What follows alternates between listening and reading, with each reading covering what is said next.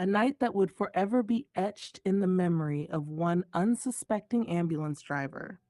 He stands far away from his own vehicle, eyes wide with terror, his hands trembling like leaves in a storm. Something had rattled him to his very core. You could almost taste the fear in the air. Whatever happened back there, it was enough to make a seasoned EMT run, leaving the ambulance abandoned in a dingy alley. And he couldn't even look away, like the van had some dark hold over him. The driver had been on a routine journey, heading back to base, nothing out of the ordinary.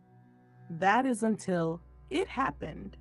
In a trembling voice, he later confessed that something utterly unexplainable had appeared in the rearview mirror. He had been driving along, minding his business, when suddenly, out of the corner of his eye, he caught a glimpse of something unnatural in the back of the ambulance. The moment he realized what he had seen, his heart nearly leaped out of his chest, and his hands yanked the steering wheel, bringing the vehicle to an abrupt stop. He parked in an alleyway, the only available space, but this was no casual stop. No, he fled from the driver's seat, slamming the door behind him as though escaping a rabid beast. Even from a distance, he couldn't tear his gaze away. His feet refused to carry him further. It was as though the ambulance was holding him there, frozen in a mix of dread and disbelief. Whatever he had seen, it had left him visibly shaken, his every breath ragged with panic.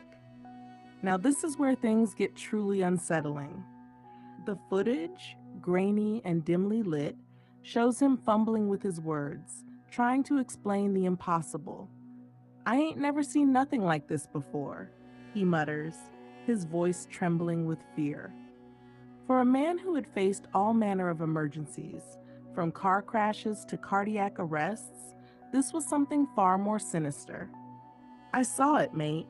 I saw a face, plain as day, staring right at me, in the mirror. I'm telling you, there's something in there." His confession is interrupted by a loud, echoing bang. The ambulance's back door had just swung open on its own with a force that sent a chill down his spine. "Oi! Did you hear that?"